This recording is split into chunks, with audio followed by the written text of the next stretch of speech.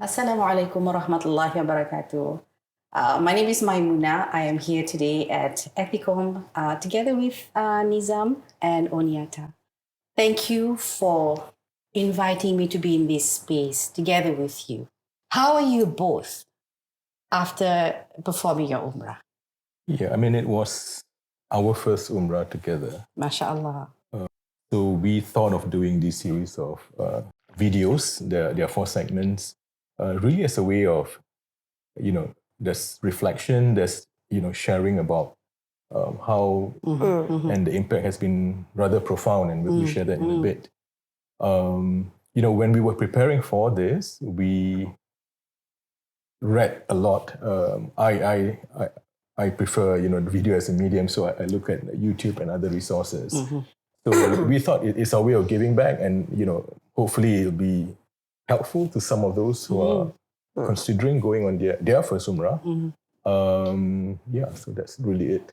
So let's take this moment to reflect on what the Umrah means to you and what themes surfaced for you, and when you decide to and when you are there. I think the first one that we wanted to look at was gratitude, and it came from this, the fact that when we were prepping for this, everybody's saying like, oh, Oniatta, when you see the Kaabah, right? Minta, ask. Minta apa je you nak. Ask for anything you want. And I realized, how to minta?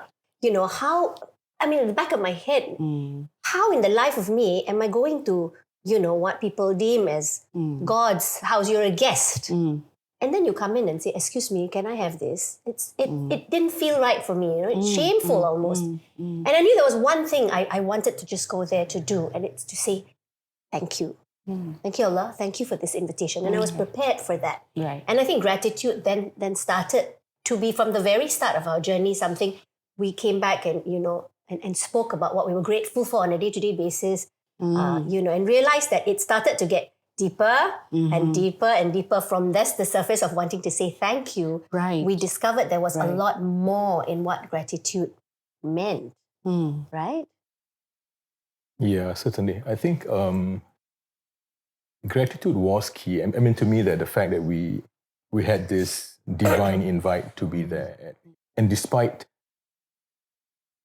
all of our faults, procrastinations, not getting our act together. I mean, it took us a while to be where we were, and despite having paid your fees to the travel agent to do that. I mean, at the back of your minds, you wonder as well that whether you're going to make the trip, or whether your Umrah is going to be accepted or not. So there are all these concerns, right? And then you hear stories about people who are there at Masjidul Haram and not being able to see the Kaabah because of things they might have done in the past, and you at the back of your head, you wonder whether that's going to happen to you or not. Just a few days before we were scheduled to fly off, I think it was on a Tuesday or Wednesday. We were flying on Tuesday. And then over the weekend, Oni's dad was ill. Right. And he was ill, and he's quite elderly, and he has got medical issues. So obviously, Oniatta was very concerned and conflicted because we're about to go.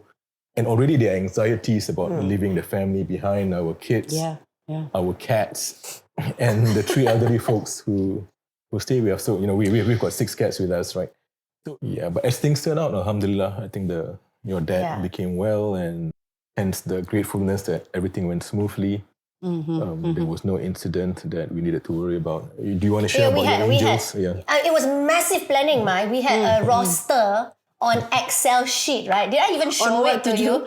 No, on the list of people whom I've called Team Angels. So I had 4 friends, and they had to give me their schedules, and I was like rostering a nurse's schedule, like who's coming in when, what day, what time, and what they need to look out for. And then the kids' numbers were there. If you have any mental health issues, you call your cousin. This one you call who? This one who starts up the car and all that. There was that list.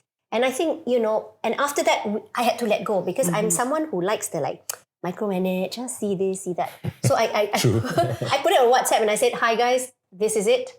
And at the airport, I pulled myself out from that list and just let go. And it was smooth. I mean, God's will, alhamdulillah, it was all taken care of. And they were sending us messages, like all photos of mom eating McDonald's and the kids having ice cream, So it was about letting go and trusting that there was going to be help in the form that you would never think of, Because I don't think you went there thinking gratitude was a thing that you would actually experience or wanting to deepen or thicken the story. But that surfaced for you when you are there or when you come back. Can you say a bit more? Maybe we'll start with Oni first. Oh my goodness. This is the hard one.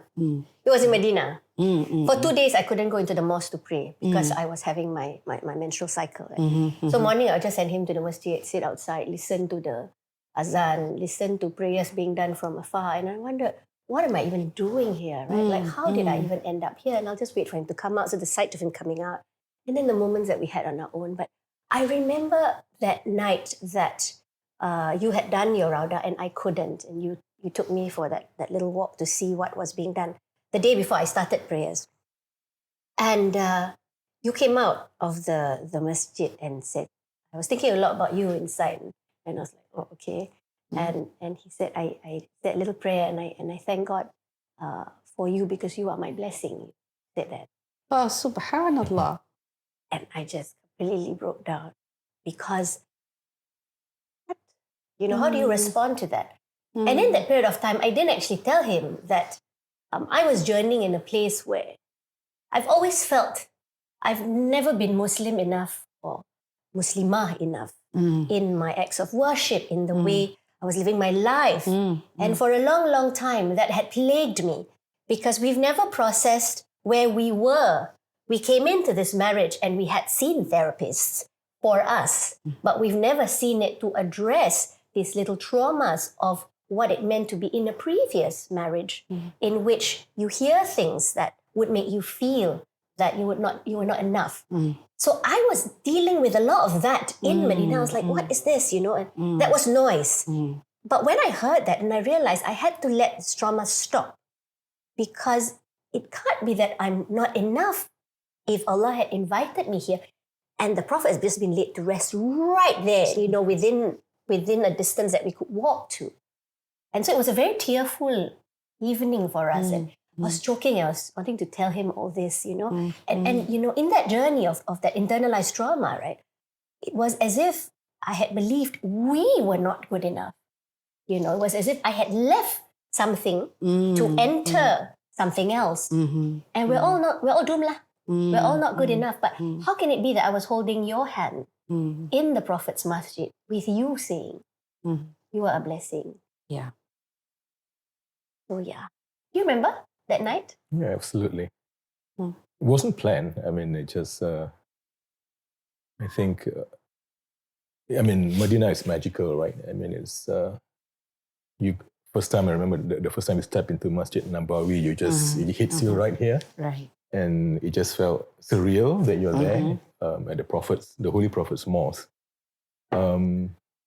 And I think that probably was the start of, the whole messaging about gratitude. Right. Right? Coming to you. And there's lots of self-reflection in the mosque. So that was, the whole trip was about stripping yourself away from many things, the layers of things that distract you in the life that we lead here in Singapore. Right. So you're away from work, away from clients, away from the kids, family, the kids, the your cats, PS5. My PS5 and FIFA. And it was really just, you put it, eat, pray, love, right? So it was just about focusing on your relationship with God, right? The relationship we have with each other. And for me, it was reflection about, I think during the first few days, it was, I'm actually here. Despite whatever faults I've done or whatever things I've not done in the past, I am here. So there was an immense sense of gratitude. And so I thought a lot about Oniatta, right? And that sense of gratitude that, we have come so far. We have overcome many, many challenges along the way. And here we are after 10 years and making our first trip to the Holy Land. That's right. And there was a very strong sense of gratitude, that we've been together and she's been by my side through all the challenges that we have faced. And so it was very sincere. It wasn't planned, but it was. When we left on the 24th of November, correct or not the date? We were at the airport and checked in, and then the Ustad got us together and we did our final dua before he told us to go to that gate and then say goodbye, right? And after that dua, our daughter was crying, and so I grabbed her and walked to the gate while holding her. And then I reached there, I turned around, my husband wasn't there. Like, mana dia ni? And suddenly he came out of the crowd. He went, "Where were you? You know, I was looking for you and I'm such a mess." And I'm like, what happened? So I never knew what happened because I didn't see that. Right. My friends saw it, but I didn't see that. Can you tell me what happened? Yeah. I mean, this was obviously going to be a very different trip. And even, I'm a less emotional person. I'm very cognitive, unlike my wife. So, it takes a lot to get me to tear and cry, right? I'm not that kind of a person. But it was such a very strongly emotional moment for me there. So I was, salaming my mom on the wheelchair, who insisted on being there even though we didn't plan for her to be there. Right. So my dad was there and my brother, and I just broke down. I just broke down, and it was uncontrollable. I just completely, lost it. I was just bawling away, and this was something that has never ever happened to me. I still don't know why it happened, but I was just at that moment, really it hits you here. Right. So even when I was salaming my kids, they probably never see dad cry like that. Right. But it was just unprecedented. And then I look around, where's Oniatta? There's nowhere to be seen. But yeah, it was obviously a very different spiritual journey. It wasn't just a physical journey, but you're making this, you're transcending into this spiritual space. Right, And I think that probably what hit me. Is it about saying goodbye to them? Yeah, it could be, because... But we said goodbye to our family when we go on holidays. How was this different? I think the purpose, the mission of the trip was very different, right? Yeah, I don't know. I can't rationalize it, but that was just how I felt at that point in time. No. Yeah, but I was just wondering, if I were to ask your tears, why it decided to actually, let it go for you at that point. What do you think the tears will say? I think it's about embarking on this spiritual journey, and you know why you want to go there, but you're not sure, how well your acts of ibadat or your acts of devotion are going to be accepted. And of course, at the back of your mind, you worry about whether everyone's going to be okay while you're away. That's right. So there are many layers of things running across my mind. Of course, there's a concern with whether we're going to get along for 14 days, just both of us, or whether we're going to get on each other's nerves. So, those thoughts are always there. But, so it was, coming back to the theme of gratitude, right? So there was an immense gratitude that everything went smoothly. We had such a deep spiritual experience. It was very fulfilling, spiritually, emotionally, and with each other. ناصر الحق بالحق والهادي الى صراطك المستقيم وعلى اله حق قدره ومقداره العظيم. اللهم انا نسالك سلامه في الدين وعافيه في الجسد وزياده في العلم وبركه في الرزق وتوبه قبل الموت ورحمه من الموت ومغفرة بعد الموت. اللهم هون علينا في سكرات الموت ونجاة من النار والعفو عند الحساب. يا الله, jadikanlah setiap tapak kami melangkah ini untuk bertemu dengan Nabi sallallahu alaihi wasallam. Jadikanlah hati kami ini bersih dan suci, ya Allah. Kami mengaku, ya Allah, hati kami kotor, hati kami hina, hati kami banyak sangat kemungkaran, banyak sangat kemaksiatan. Maka dengan setiap tapak ini, ya Allah, aku mohon kepadamu, ya Allah, ampuskanlah segala dosa yang ada yang kami bawa, ya Allah, untuk berhadapan dengan Nabi-Mu, untuk berhadapan dengan Nabi-Mu, untuk berhadapan dengan diri-Mu, ya Allah, ketika kami melaksanakan umrah nanti. Ya Allah, jadikanlah ahli keluarga kami yang kami kami tinggalkan dapat bersama-sama dengan kami pada esok hari untuk sama-sama menatap wajah Nabi-Mu, untuk sama-sama mengerjakan umrah. Ya Allah ya Rahman Rahim, kami serahkan jiwa raga kami untuk-Mu ya Allah. Tawakkalna 'ala Allah wa ilaika anabna wa ilaikal masir. Wassallallahu ala sayyidina Muhammad wa ala alihi wa sahbihi baraka wa sallam walhamdulillahi rabbil alamin.